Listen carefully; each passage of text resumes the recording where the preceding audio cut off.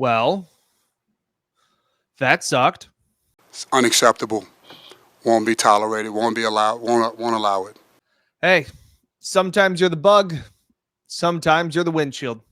We went splat.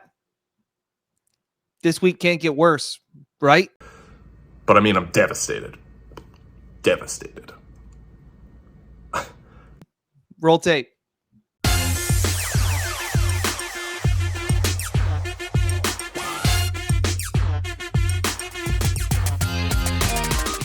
Hey everyone, and welcome back to another edition of Uncle Dan's Best Bets here on the Buffalo Plus YouTube channel, presented by Connors and Ferris. Before we get into the picks and all of that, please be sure to like, comment, and subscribe to the video. We really appreciate it. We are now over 35,000 subscribers. As you can see, Buffalo Plus always playing behind me as Mike and Jenna continuing our coverage from Detroit. Really appreciate it as always. And thank you to all the kind wishes for the new baby and the family and all of those things. But as you guys know, I'm addicted to the content game. So while the girls are sleeping right now, Saturday night, I'm still putting out my Uncle Dan's Best Bets for week 15. Special shout out as always to Bob Johnson Auto Group, the proud sponsor of Uncle Dan's Best Bets. I currently am working out with Daryl and Leroy. My wife and I are looking to get a third row SUV, captain seats in the middle for all of our kids. Shout out to Bob Johnson. Really appreciate them being a proud sponsor of Buffalo Plus and Uncle Dan's Best Bets. Buy, sell, used car, lease, anything you need. Go to Bob Johnson. Tell him that Uncle Dan sent you, and we appreciate it. All right, elephant in the room. Last week, not great. That's a kind way of putting it. And to make matters worse, get this. Last week, 2-7-1. Is that bad? It's not good. Bad. The Dolphins apparently didn't want to use Jonnu Smith at all until the last drive. All of that was bad. To make matters worse, I did an audit on some time that I had off because some people were commenting in saying my record may not be accurate. And I was wrong back in week 1. Fuck. I had 0 wins back in week 1. I originally thought I was 4-1. I was 0-5-1. So on top of that, I was once 10 games over 500. After going 2-7-1 last week, I am now just 1 game over 500. We are now 54, 53, and 5 on the season. So if it's not hard enough to have a bad week, then to audit your own picks, because I'm a man of integrity. I'm not perfect. Got a lot going on here on the channel, on life.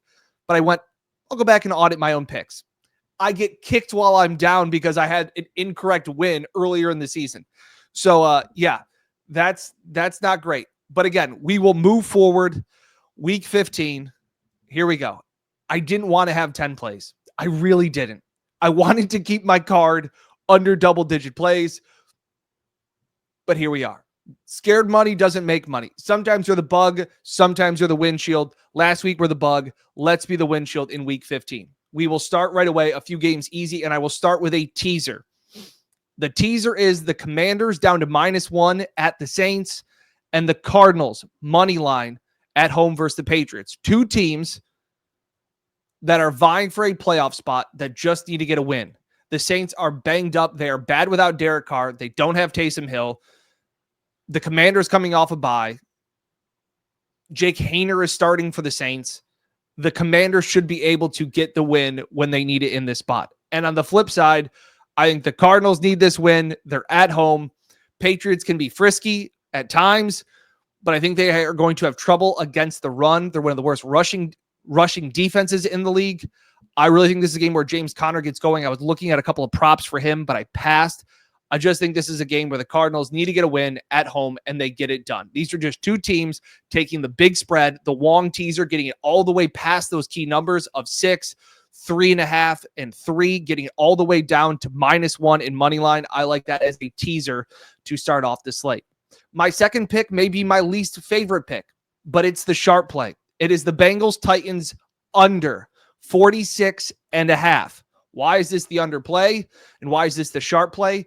38% of the bets are on the under, but 73% of the money is on the under. That is a massive disparity. Usually if I find a disparity of like 20 or more, it's an automatic play in my book. This is from the The Action Network is who I follow and who I subscribe to get those money spreads and the percentages there. This is just too big of a spread. 38% of the bets, but 73% of the money. Massive difference there. It's the sharp play. The Titans stink. Bengals are fighting for something, trying to stay in it. But again, I think this game, I don't really have a take. Haven't looked much more into it than when I was going through my list and looking at some disparities in the bets versus the money. This one was just too much to pass up. So I will take the under in the Bengals Titans. I will also take the Broncos minus 4.5 at home against the Colts. I'm a believer. And why? Well, Bo is 10-3 against the spread this season. And the Broncos, when Bo plays, are covering by an average of 6.2 points per game. He is 6-0 in his career as a favorite. He's one of the first quarterbacks to ever do that in the Super Bowl era as a rookie. And again, you're also getting Sean Payton off extended rest. The Broncos this season have had 2 games already this season where they've had extended rest. They're coming off the bye. Here, they were 2-0 when they've had extended rest. Sean Payton, good coach, and they've scored 69 points in those games. So I will lay the number with the Broncos at home. Again, another team fighting for the playoff spot. You're getting a Colts team, a dome team that has to come and play out in the elements in Denver. I like the Broncos here a lot. This is probably my favorite play of the week. Broncos minus 4.5 against the Indianapolis Colts. Also, I got one more play, and then I have 6 plays in the Bills-Lions game. That game may make or break my season. I'm just being honest. Well, my fourth play is the Seahawks plus 2.5 at home against the Packers on Sunday night. The big reason why here is the Packers just played the Lions previously on the Thursday night. But teams that have played the Lions are 10-2 against, or 2-10 against the spread the following week. The Lions just beat you up. They beat you up. They beat you up. They beat you up. And on top of that, their defense was on the field for a lot of that game. And an interesting stat here, teams to play on the road in back-to-back games after their defense allowed 70-plus plays in the previous game are 41% straight up the following week over the last decade. So you get beat up by the Lions, and the Seahawks are playing sneaky good football right now. Defense is buzzing since their bye week. They've won 4 in a row. I just think this is a spot where the Seahawks, again, another team like the Cardinals, fighting for every single inch, needing to try and get into this playoff spot. I think they win this game at home against a Packers team that's just I think the Packers are the better team. This is just one of those spots. Packers defense a little banged up physically. I know that was a Thursday night game. Still, you're coming off a beating late in the season. It's the Lions physical game. Now you're going to get a physical Seahawks team that was Zach Charbonnet and the way they're running the ball. I think that this is a spot for the Seahawks. So those are my 4 plays for early. I got 6 in the Bills game. We'll get right to it. I love the over. Why not? If we learned anything last week, if this game goes under, that's fine. I know my normal stat is if a game is over, the games with the totals in the 50s, percentage, the history, the percentages are most of those games have gone under. Don't care in this spot. 2 teams with banged up defenses, red hot offenses in this spot. I absolutely love this over, and I will absolutely take it. If it loses, that's fine. I can live with myself on that one. But I will take the over 54.5. 2 props, actually, for the Lions. Interesting here. The fact of the matter is that there are some spots, and we've learned enough about this Bills defense and some of the weaknesses that they have. So I bet this earlier in the year. This was one of the ones that hit on Thanksgiving. I'll take Jahmyr Gibbs' longest rush over 18.5 yards. Gibbs has hit this in his last 2 games, his longest rush, 20, 28, 17, 23, 20, 18, 70, 45, 15, 20. 18, 24. This is the guy that they wear you down with David Montgomery, and then they hit you with Jahmyr Gibbs, and it's a big explosive play in the running game. We know the Bills can give up explosive plays. They gave up a couple of them in San Fran. They've given up a couple to Miami. They gave up some to the Colts. They are and can be exposed with their rushing defense. I've talked about that a lot, and Gibbs, I think, can give them up with a big play. And this is another spot where I think the defense will have to adjust to some respects of, hey, we'll give up some runs underneath. Because of how good their passing attack is, because of their weapons, because their secondary is banged up, they may have to kind of allow some rushing underneath so that you can cover on the back end. It's kind of like pick your poison. Taron Johnson talked about that after the Dolphins game. When you have such a team that has such good wide receivers, you have to kind of aid to that side of the field and that play. So I think that will expose them a little bit in the rushing game, and that leads to a big play from Jahmyr Gibbs. One rush to go 19 yards. I think the Bills haven't been great stopping the rush, so that's where I'm leaning. I also like Tim Patrick over 29.5 receiving yards. Tim Patrick, the last 3 weeks, 55, 48, 43 receiving yards. He's starting to heat up, and he's starting to become more of a focal point of this offense. And we know Rasul Douglas is out, so we believe that it's Jamarcus Ingram that will fill in for his spot. Could it also be a little bit of Kaiir Elam? Sure. Tim Patrick, big, physical guy, 6'5", 210. Kaiir is not 6'3". Jamarcus Ingram isn't 6'3". Yes, there's some length.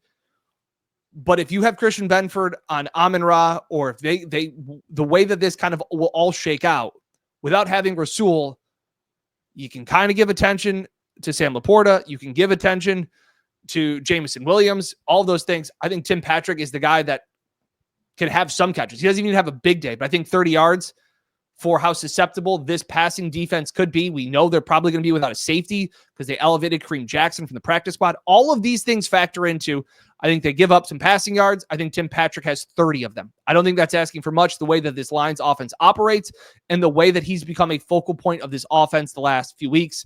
Last 3 games, 17 targets. Again, 55, 48, 43 receiving yards for Tim Patrick. That's just one of the ways I'm leaning. Also, other plays I have. Khalil Shakir over 58.5 receiving yards. We've done it before. We will do it again. He had 100 yards last week. Outside of the San Fran game, where he only had 30, he had 70, 58, 50, 107, 65, 19, 62, 72. This game could be a track meet that has to go back and forth. So this is a spot where I just think that this is Khalil Shakir. The Bills are going to have to score points. They've been scoring points. Could be a track meet. Khalil Shakir is that guy for that spot. Don't think too much. I only wanted to pick my last 2 plays. I only wanted to pick one of them, but I think if I play both, I can't lose both. That's my thought process behind this.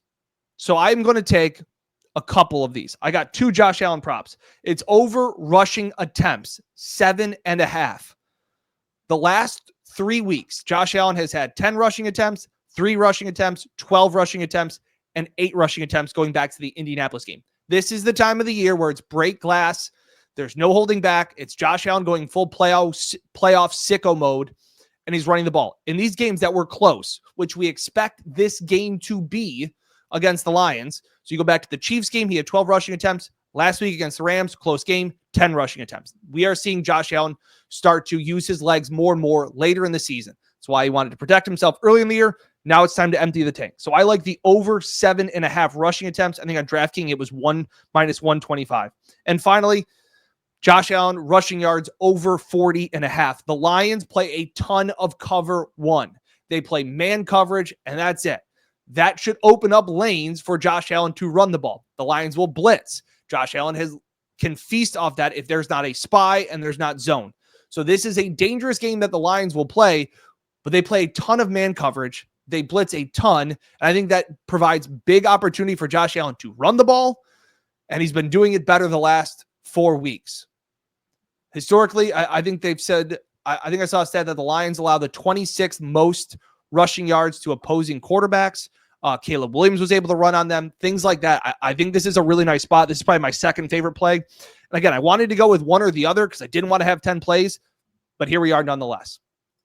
So there are the 10 plays. Longer video, I think, than I expected to put out here. I rambled a little bit. Dad brain is mush, but everybody is doing well. Rattled last week going 2-7-1. It's time to bounce back. So again, appreciate it. As always, be sure to like, comment, and subscribe. Drop a comment in with your favorite play of the week. Appreciate it as always. Again, shout out to Bob Johnson, proud sponsor of Uncle Dan's Best Bets. And best of luck to you. I'm back to work next week. Family's doing well. It's time to get back to work. Addicted to the content game. Thanks a lot for watching. As always, best of luck to your bets this weekend. We'll catch you next time here on the Buffalo Plus YouTube channel.